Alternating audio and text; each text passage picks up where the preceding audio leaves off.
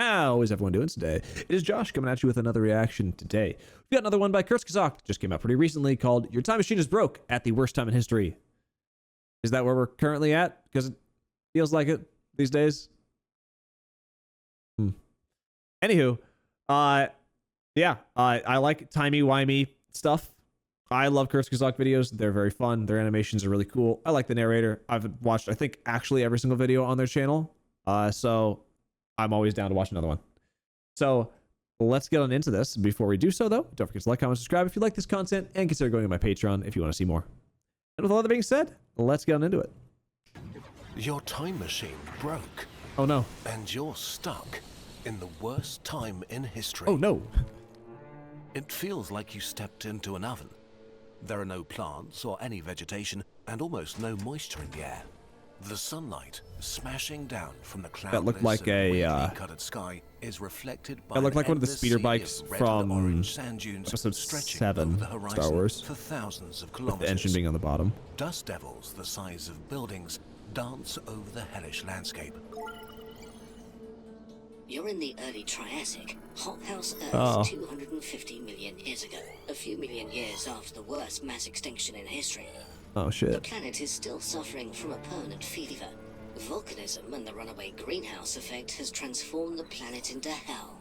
That sounds fun. There's 3 to 5 times more CO2 in the air than in the human era.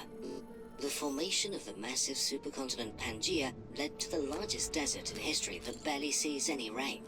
The gigantic ocean is warm, even deep below. This is an interesting way to present this time. Superheated currents This is more of like circulate around the globe, pumping extreme amounts of heat and moisture into the atmosphere. what if kind of a scenario in this one compared to normally where it's just like straight up presentation of facts. Isolated by endless cool. ancient land masses.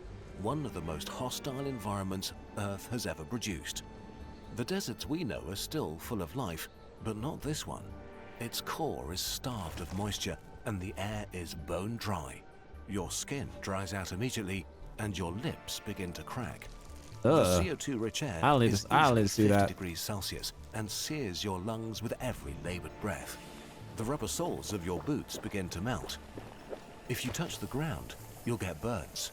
Your sweat evaporates before it could cool you, and your exposed skin begins to crack within minutes. Suddenly, it becomes even hotter as a red sandstorm envelops the landscape, like thousands of tiny sparks burning. Guys, it's not looking good for us. You're pressing your machine's buttons at random. It can't do time travel, but it can still move. You shoot over some of the mightiest mountains Earth has ever seen. Eventually, you stop at the shores of the Tethys Sea. The vast shallow ocean looks more like a swamp among scattered groups of waist-high ferns and spindly stems with tufted foliage. A few Lystrosaurus feeding on them eye you curiously. The water is murky, looks sickly and milky. You go up to them and start dancing. Colourful mats of bacteria float on the surface like oil slicks. The air is hot and humid like a steam room. It's hard to breathe, and your sweat can't evaporate and cool you. Even the water can't give you. Yo, why they make it? Wait, why make it so thick there? It's as hot as a freshly run bathtub. This hot ocean can't hold much oxygen, especially in deeper layers. Bacteria and bivalves are the only species that thrive here. The waves move almost sluggishly through this thick bacterial soup. Oh, that's interesting. When they break, they leave behind a glistening, iridescent film. Each wave that hits the shore releases a mist that makes your eyes and throat burn, carrying the rotten stench of hydrogen sulfide up from the oxygen-starved depths. Yeah, no. Barely conscious from the heat and smell and CO2, you look at the horizon. A storm is building, unlike another storm. We just left a storm. The hot ocean feeds you probably should have paid more attention when we energy, stopped. And with no continents to slow it down, it will dwarf the fiercest hurricanes of your time. You're doomed. Your broken time machine jolts and screeches. Something's happening. Oh shit. Oh, thank God. We're getting out of there. Now that our skin is like disintegrated. You're near the equator, in the late Carboniferous, 320 million years ago. The atmosphere is thick with moisture. The climate is locked in a never-ending wet super summer without any other seasons. Colliding that doesn't sound as bad. Covered by the largest swamps the planet will ever see.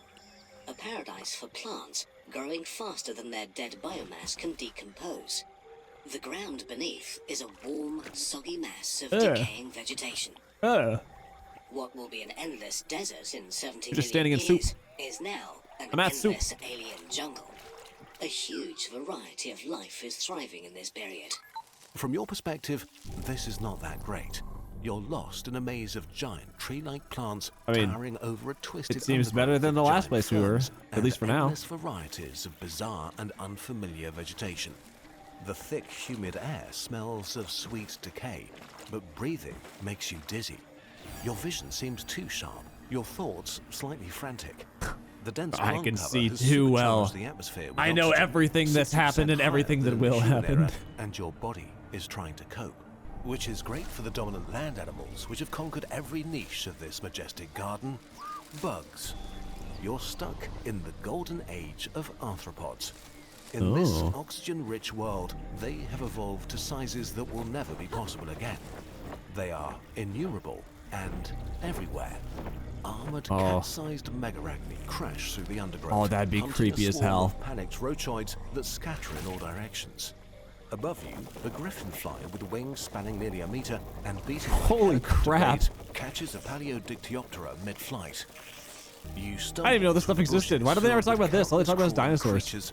As an arthroplura the length of a car picks its way through the ferns, moving countless legs in hypnotic waves.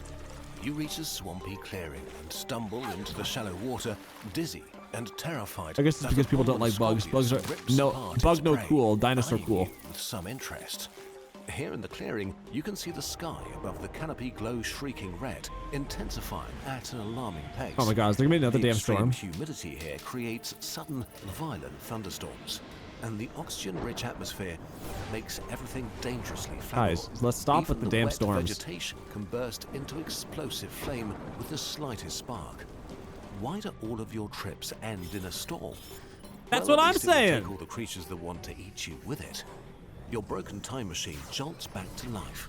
The world is folding in on itself. I like how he just it's the classic technology fix that's worked for all time. Oh, not working?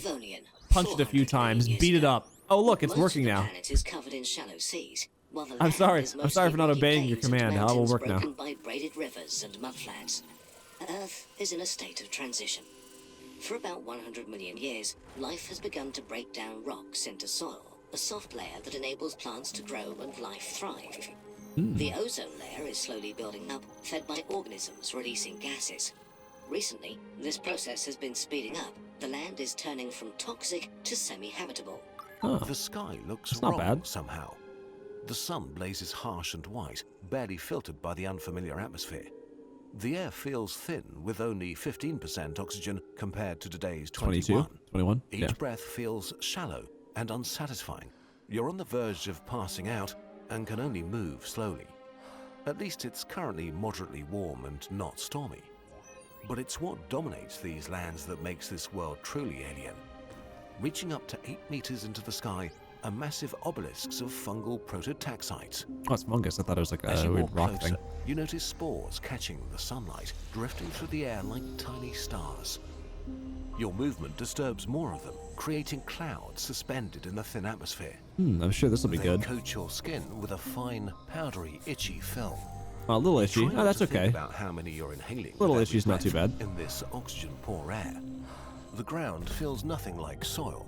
It's mostly rock, partly covered by a thin, slightly springy layer of decomposing matter. Some shallow water pools reflect the pale alien sky above. Between the fungal towers, there's a carpet of smaller fungi and a few alien-like primitive plants. No flowers, no leaves, just strange green stalks and fern-like structures that reach your ankles. Around you, the fungal towers seems like something I would rise see like in, pale pillars. Their No Man's surface Sky. is neither smooth nor rough, but something in between. They're neither wet nor dry, slightly yielding under your touch. Every time they zoom in Small on the patches hands, of it's so what might be gross. lichen create splashes of muted greens and yellows on their surfaces. The only animals you can spot are a few insects burrowing into the large mushrooms. Everything is eerily quiet. You sit down on a rock. Is this it? As the night approaches, the pale sky shifts into sickly purples and greys, bleeding into the darkness. No animal Seems cool. sounds announce the coming night. Just the solemn whisper of the prototaxites creaking in the wind. We could Through the chalky thin milk. atmosphere, the stars and the Milky Way illuminate the scenery with unsettling clarity. The fungal towers loom as pale shapes against the starlit sky, their silhouette seeming even more wrong in the darkness. You are utterly alone, a time traveler Okay, lost calm down. in an alien world. Your time machine sputters. Your time machine sputters. Alone, a time traveler lost in an alien world. Oh, Your time machine sputters. okay. Oh, we out of here. What now? Maybe. All right, back. Who knows? Did we make it back, or are we screwed? Is it gonna be another episode? I wonder if they're gonna do that. Is this gonna be another another one of these history ones like this in the future? It'd be interesting. Sorry, I didn't talk a whole lot in that one. I was just like very interesting just to hear new stuff and hear about like how the world was back in the day. You know, back in my days, minus a couple 100 million years. We didn't have all this fancy oxygen floating around. No. You had to die. That's how you survived. Wait, no, that doesn't make sense. Well, we did it anyway. And we did it a lot. Kurzgesagt does a good job of doing exactly what it's supposed to, which is teaching you new things. Because I didn't know any of this stuff. And they like to keep their sources pretty, you know, real. Not just a bunch of random news articles. They try to go to like actual scientific sources and stuff. So a majority of the things they say are just straight facts. And if it's not, they'll tell you ahead of time. So I appreciate that as a trying to be a very real place to give information out instead of just like this fake thing that's just there to give clicks. So very much appreciate those guys. But yeah, thanks for watching, guys. If you made it here to the end, don't forget to like, comment, subscribe, and I will see you in the next one. Peace.